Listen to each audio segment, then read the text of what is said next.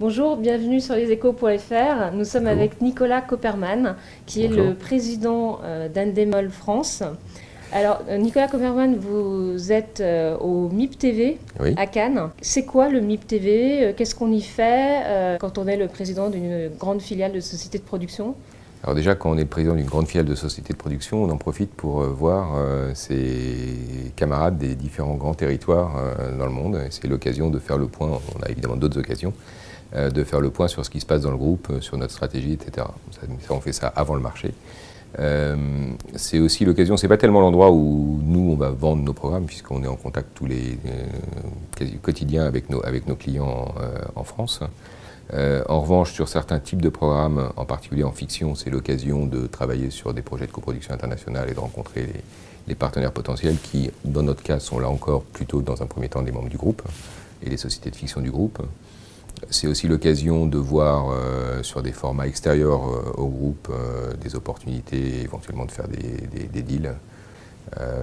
Voilà, c'est paradoxalement pour nous pas une occasion de vendre, c'est plutôt un endroit où on achète et où on noue des relations avec des partenaires internationaux. Alors le grand marché international des programmes qui se tient à Cannes toute cette semaine s'inscrit dans un contexte un petit peu particulier en France en tout cas, puisqu'on a assisté au drame de Koh Lanta déjà, et puis à une annonce du Conseil supérieur de l'audiovisuel qui dit vouloir lancer une réflexion sur les programmes de télé-réalité, voire éventuellement interdire certains programmes avant 22 h. Vous, ça vous parle? Ça me parlerait si je pensais que ça correspondait vraiment à un risque. Dans les faits, que des questions se posent à la lumière des éléments récents, c'est assez normal. Après, d'ailleurs, il y a eu des correctifs qui ont été apportés aujourd'hui par le CSA. Il n'est pas question d'interdire la télé-réalité, ni même de l'interdire avant 22 h, ce qui de facto reviendrait quasiment à l'interdire, puisque ça n'aurait plus de rationnel économique. Il y a des questions qui se posent. Il y a des questions qui se posent. Un programme de télé-réalité, si par exemple Koh Lanta, si le CSA décide que c'est trop violent et qu'il faut le passer en deuxième partie de soirée, vous dites que ça n'a plus de rationalité économique. Je pense que ça ne rentre pas dans l'économie de TF1 de diffuser un programme comme Koh Lanta à son coût avec des audiences de deuxième partie de soirée. Et c'est le cas pour tous les programmes qui ne sont pas aujourd'hui produits et destinés à cette case dans cette économie particulière. Une fois qu'on a dit ça, la question, je pense, qui va se poser telle que je l'aperçois, c'est comment on le produit, quelles sont les images qu'on montre ou qu'on ne montre pas, quelle image on donne des candidats et des personnages dans ces programmes-là.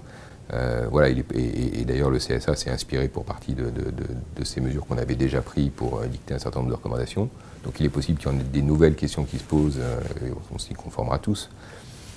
Mais c'est une vraie problématique de responsabilité collective. Voilà, et c'est important que cette problématique soit toujours rappelée. Au-delà de ça, je doute qu'il y ait une fin. Vous venez de prendre vos fonctions en fait de président d'Endemol France. Vous, vous étiez déjà dans la boîte en tant que directeur. Est-ce que vous pouvez nous dire aujourd'hui les objectifs de la société de production en matière de contenu? Je pourrais les résumer en disant qu'on a l'ambition d'être présent sur tous les genres de télévision, et même tous les genres de programmes, au-delà de la télévision, ça inclut le digital, et pour tous les partenaires possibles. Aujourd'hui, on est extrêmement référencé et présent dans le jeu, le divertissement et la télé-réalité. On porte des efforts très forts sur la fiction et on a l'ambition d'avoir un développement important là-dedans en s'appuyant entre autres sur la force du groupe. On regarde aussi comment nous développer ou nous redéployer sur le magazine, le talk show, le documentaire. Endemol dans le monde est présent sur tous les genres de télévision et auprès de tous les types de clients.